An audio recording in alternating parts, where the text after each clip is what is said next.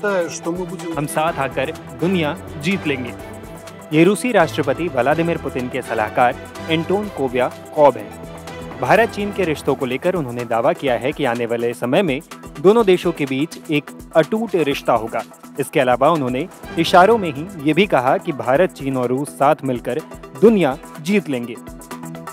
दरअसल BRICS summit के लिए रूस के कजान पहुंचे पीएम मोदी और चीनी राष्ट्रपति शी जिनपिंग के बीच 5 साल बाद द्विपक्षीय बातचीत हुई। ये बातचीत एलएसी पर जारी गतिरोध को लेकर समझौते होने के ठीक बाद हुई है। दरअसल बीते 4 साल से भारत और चीन के रिश्तों में तनाव रहा है, लेकिन अब दोनों देशों के राष्ट्राध्यक्षों के बीच हुई बातचीत के बाद माना जा रहा है कि अब रिश्ते सुधर सकते हैं। इसी बीच रूसी राष्ट्रपति पुतिन के सलाहकार एंटोन कोव्याकोव ने भारत चीन के रिश्तों को लेकर बड़ा दावा किया है। उन्होंने कहा,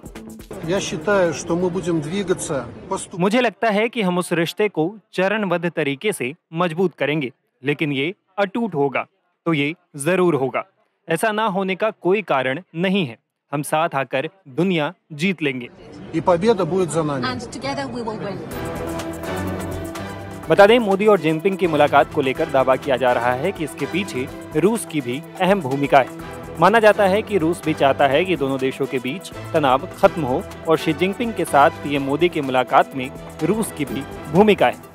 दोनों देशों के बीच तनाव खत्म करने को लेकर लंबी कोशिशें चल रही थी। कजाकिस्तान में शंघाई कॉरपोरेशन ऑर्गेनाइजेशन की बैठक हुई थी। इस बैठक में चीन के विदेश मंत्री वांग यी से भारतीय विदेश मंत्री एस जयशंकर की मुलाकात हुई थी। इसके बाद 25 जुलाई लाओस में आसियान से जुड़ी बैठक में वांग यी और जयशंकर के बीच सीमा विवाद पर बातचीत हुई थी। फिर भारत के राष्ट्रीय सुरक्षा सलाहकार अजीत डोभाल ने ब्रिक्स से जुड़ी बैठक में रूस के सेंट पीटर्सबर्ग में वांग यी से मुलाकात की थी। यानी पीएम मोदी और चीनी राष्ट्रपति शी जिनपिंग की मुलाकात की पृष्ठभूमि पहले से ही तैयार हो रही थी और अब जाकर दोनों नेताओं के बीच मुलाकात संभव हो पाई है। कहा जा रहा है कि दोनों नेताओं के बीच 50 मिनट तक बात हुई। इस बैठक में पीएम मोदी के साथ विदेश मंत्री एस जयशंकर और राष्ट्रीय सुरक्षा सलाहकार अजीत डोभाल भी मौजूद थे। इस बैठक के बाद माना जा रहा है कि दोनों देशों के बीच रिश्तों में सुधार हो सकते हैं। जिनपिंग के साथ बैठक के बाद प्रधानमंत्री नरेंद्र मोदी ने दोनों देशों के बीच विवादों और मतभेदों को ठीक से सुलझाने पर जोर दिया। इसके साथ ही पीएम मोदी ने कहा कि किसी भी सूरत में शांति भंग नहीं होने देना चाहिए। आपसे मिलकर खुशी है और जैसा आपने कहा 5 साल के बाद हमारी फॉर्मल मीटिंग हो रही है। हमारा मानना है कि भारत और चीन के संबंधों का महत्व केवल हमारे लोगों के लिए ही नहीं, लेकिन वैश्विक शांति, स्थिरता और प्रगति के लिए भी हमारे संबंध बहुत अहम है।